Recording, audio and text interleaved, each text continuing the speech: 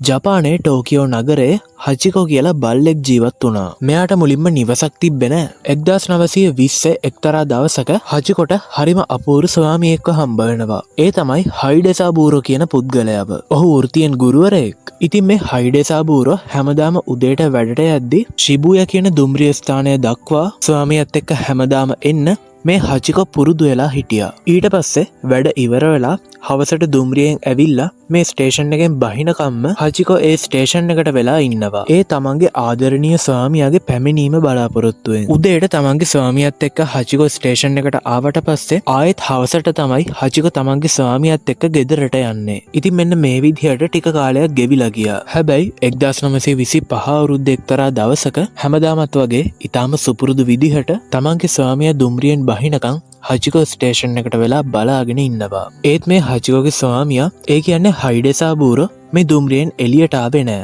එදා විතරක් නෙවෙයි හචිකෝගේ ස්වාමියා එදායින් පස්සේ කිසිම දවසක ඒ දුම්රියෙන් එළියට බැස්සේ නෑ. ඔහු තමන්ගේ ඉගැන්වීම් කටයුතු අතරතුරදී හෘදයාබාධයකින් මිය යනවා. ඉතින් මේ කිසිම දෙයක් හචිකොට තේරෙන්නේ නෑ. හචිකෝ හැමදාමත් වගේ තමන්ගේ ස්වාමියාගේ පැමිණීම කවදම හරි බලාපොරොත්තුවෙන් ස්ටේෂන් එකට වෙලා ඉන්නවා. ඉතින් මේ බලා හිඳීම ටික කාලයක් නෙවෙයි අවුරුදු 9ක් දක්වා දුරදිග යනවා. ඒ අවුරුදු 9ම හචිකෝ ස්ටේෂන් එකට වෙලා බලාගෙන ඉන්නේ තමන්ගේ ස්වාමියා කවදම හරි මේ දුම්රියෙන් එළියට බහී කියලා. හරියටම තමන්ගේ ස්වාමියාගේ මරණයෙන් අවුරුදු 10කට විතර පස්සේ හචිකොත් ඊටාම සාමකාමීව තමන්ගේ ඇස් දෙක පියා ගන්නවා. ඒ සිදුවීම හින්දා මේ නගරේ ජීවත් වෙච්ච මිනිස්සු හචිකෝ වෙනුවෙන් තඹ වලින් පිළිමයක් පවා නිර්මාණය කරනවා. අන්න ඒ විදිහට තමයි තමන්ගේ ස්වාමියාට දැඩි ලෙස ආදරය කරපු හචිකොට මිනිස්සු අවසන් ගෞරව දක්වන්නේ. අදටත් ඕනම කෙනෙක්ට ජපානයේ ශිබුයා දුම්රිය ස්ථානයේ මේ පිළිමය දැක ගන්න පුළුවන්. බලන්න හචිකොට තමන්ගේ ස්වාමියා කෙරෙහි තිබුණු පක්ෂපාතී බව සහ ආදරය කොයිතරම්ද කියලා.